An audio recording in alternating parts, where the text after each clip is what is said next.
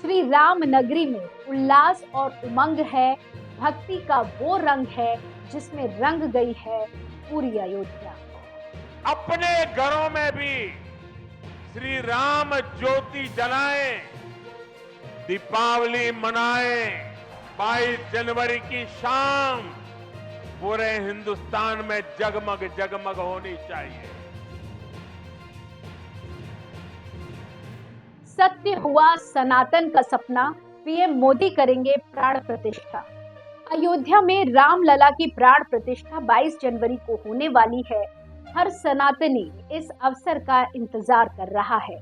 भगवान के भजनों पर झूम रहा है, नाच रहा है, अपने प्रभु को याद कर रहा है, क्योंकि राम आएंगे, सबके भाग्य जगाएंगे।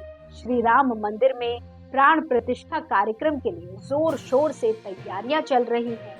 गुप्त मतदान के जरिए मूर्ति का चयन भी कर लिया गया है।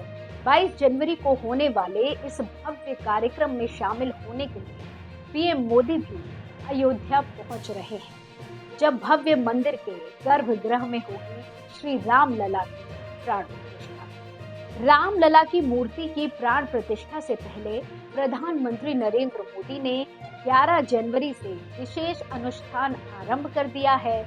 इस बात की जानकारी खुद पीएम मोदी ने दी है। उन्होंने कहा है कि हमारे शास्त्रों में कहा गया है कि हमें ईश्वर के यज्ञ और आराधना के लिए स्वयं में भी दैवीय चेतना जागृत करनी होती है।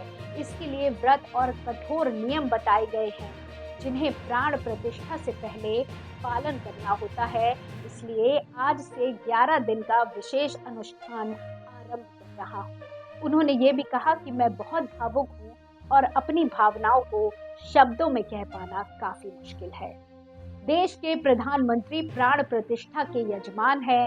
शास्त्रीय विधि परंपरा के मुताबिक यजमान को पूरे दिन उपवास रखकर सभी धार्मिक अनुष्ठान पूरे करने होते हैं।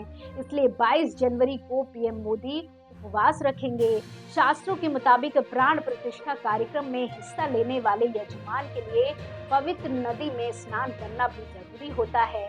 ऐसे में माना जा रहा है कि पीएम मोदी अयोध्या की पवित्र सरयू नदी में स्नान भी कर सकते हैं। इससे पहले साल 2021 में काशी विश्वनाथ कॉरिडोर लोकार्पण के वक्त भी पीएम मोदी ने गंगा में स्नान करके पूजा पाठ में हिस्सा लिया था।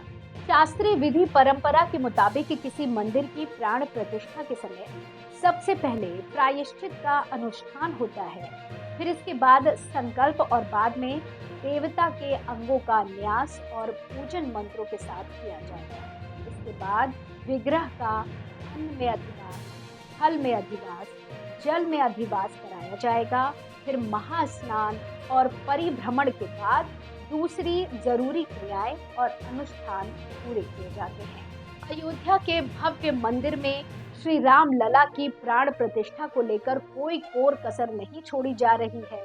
पूरी अयोध्या जहां त्रेता युग के रंग में रंग गई है, वहीं भक्त अपने भजन से भगवान की आस्था में भक्ति का भाव भर रहे हैं। भगवान के भजन से प्राण प्रतिष्ठा के कार्यक्रम में शगुन करने के लिए भक्त हर पल श्री राम का नाम ले रहे हैं, नाच रहे हैं, गीत गा रहे हैं, जिससे पूरी अयोध्या गुंजायमान है। 22 जनवरी को हम सब के सामने वो तस्वीर होगी जब एक बार फिर हमारे श्री राम का राज्य अभिषेक होगा, जिसका इंतजार भक्तों के साथ साथ देवताओं को भी है।